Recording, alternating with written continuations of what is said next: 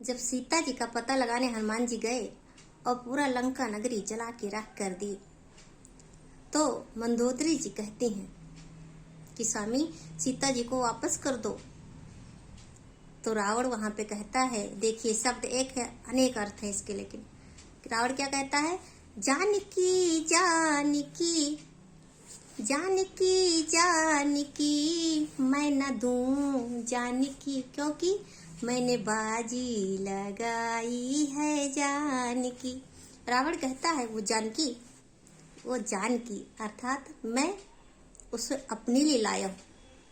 जानकी जानकी मैं ना दूं जानकी, मैं जानकी को वापस नहीं दूंगा, क्योंकि मैंने बाजी लगाई है जानकी, मैंने अपनी जान की बाजी लगा करके उसको यहाँ तक लाया हूँ।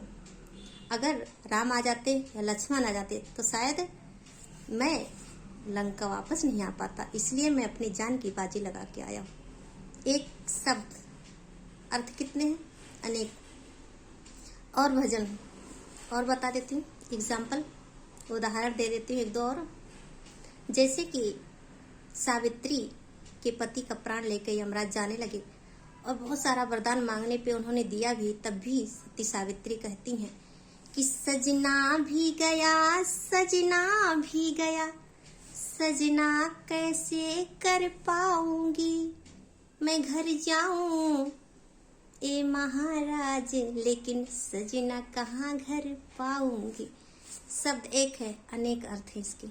सजना भी गया अर्थात मेरा पति भी गया, तो मेरा सजना भी गया मतलब मेरा श्रृंगार करना चला गया। सजना भी गया सजना भी गया, सजना कैसे कर पाऊंगी, बिना पति के मैं श्रृंगार कैसे कर पाऊंगी। और आपके कहने पे मैं घर चली जाऊं लेकिन सजना कहाँ घर पाऊंगी, मैं घर पे तो जाऊं लेकिन अपने पति को पाऊंगी नहीं वहां पे। तो ये शब्द एक अनेक अर्थ है। और अभी जल्दी ही मैंने कथा में महाराज जी से किसी सुना था, क्योंकि मैं हर कथाएं सुनती रहती हूँ या तो रामायण पढ़ती रहती हूँ, तो कथा में मैंने सुना था महाराज जी बोल रहे थे कोई कि हरि ने देखा हरि को। शब्द एक है, अगर बताया ना जाए तो अर्थ समझ में नहीं आएगा। हरि ने देखा हरि को, हरि हरि के पास, और हरि में हरि समाये गयो, तो हरि हुई गयो उदास। हरि ने देखा हरि को अर्थात सांप ने देखा मेढक को, क्योंकि हरि हरि के पास, क्योंकि मेढक सांप के पास बैठा हुआ था। और हरि में हरि समाये गयो, पानी में मेढक कूद गया, तो हरि हुई गयो उदास। सांप उदास हो गया कि मेरा भोजन तो चला गया। तो एक शब्द अनेक अर्थ, इसीलिए ढोल गंवार शूद्र पशु नारी। ढोल रखा है, अगर आपने सीखा ना हो, आपने उसको देखा ना हो किसी को बजाते हुए, तो आपके बस की बात नहीं। पीट तो सकते हो लेकिन स्वर नहीं निकाल सकते। सुर बैठेगा नहीं बैठेगा। ढोल गंवार किसे कहा जाता है? अक्सर ये भी चीज मैंने गांव में देखा है, कोई स्त्री है जिसके पास कम बुद्धि है, उसको साड़ी पहनना नहीं आता, टेढ़ा मेढ़ा पहन के निकल जाए तो गांव के लोग थूक डालते, बिल्कुल गंवार है, बिल्कुल गंवार है। तो इनको देखने की जरूरत है, इनको बताने की जरूरत है। ढोल गंवार। शूद्र किसे कहा गया? हम 6 बहनें हैं, और जानते हैं जब हमारे घर में कोई काम काज होता था, शादी विवाह होता था, तो एक एक को अलग अलग कार्य सौंप दिया जाता था।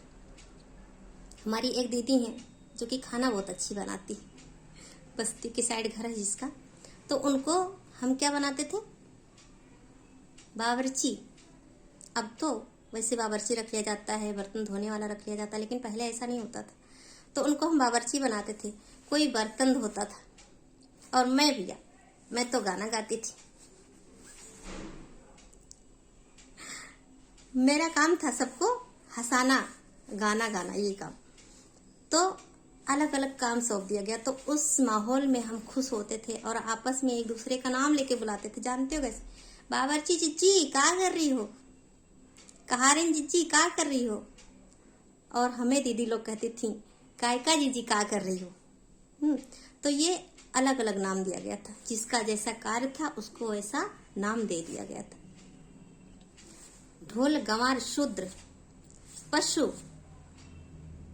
पशु किसे कहा गया?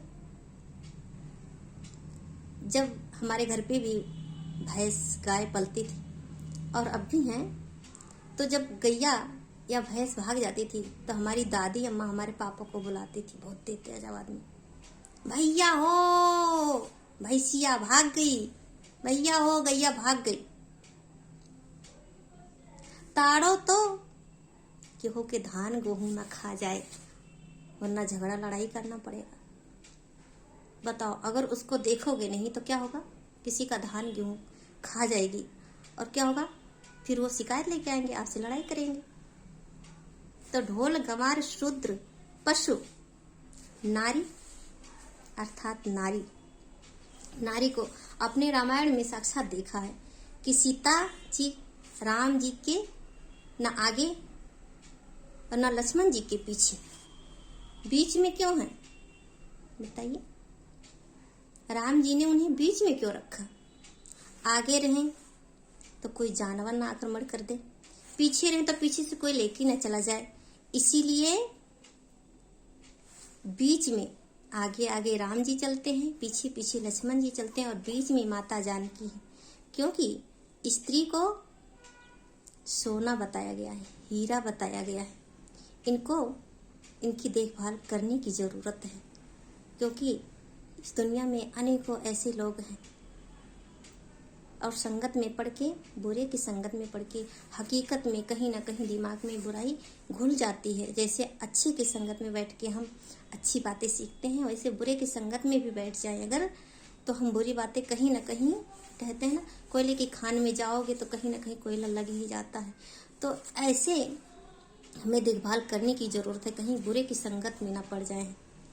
इसीलिए कहा गया ढोल गंवार शूद्र पशु नारी सकल ताड़ना के अधिक। इन सबको देखने की जरूरत है, समझाने की जरूरत है, ना कि पीटना। पीटने का तो इसमें कोई अर्थ ही नहीं आता। फिलहाल हमारे गांव देहात में साफ साफ अर्थों में ताड़ने का अर्थ यही होता है, देखना। तो आपस में लड़ाई झगड़ा ना करके आपस में सब मित्रता बनाए रहिए, क्योंकि ये दुनिया भगवान की बनाई हुई, हमें तुम्हें दी हुई गिफ्ट है।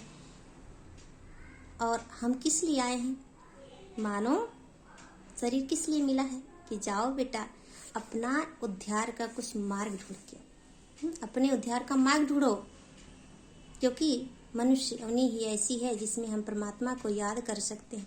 और इस दुनिया में जितने लोग हैं ना, एक ही माता पिता के बच्चे हैं। जैसे एक घर में एक माता पिता होते हैं, उनके अनेकों बच्चे होते हैं, तो आपस में लड़ते हैं, झगड़ते हैं, प्यार भी होता है, लेकिन इसका अर्थ ये नहीं हुआ कि लड़ झगड़ के सब दूर दूर हो जाओ।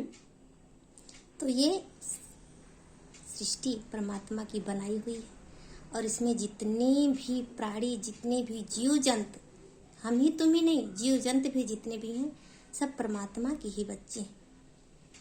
अयम निजम परो वेति गणना लघु चेतना उदार चरिता नाम ते वसुधैव कुटुम्बकम। अपना प्राय का भेदभाव करने वाला और उच्च नीच का भी भेदभाव करने वाला। लघु चेतना छोटे बुद्धि का होता है। उदार चरिता नाम, उदार चरित्र वाले क्या कहते हैं? वसुधैव कुटुम्बकम। प्रभु की बनाई हुई सृष्टि है, प्रभु का घर है ये, इसमें हम उनके बच्चे रह रहे हैं।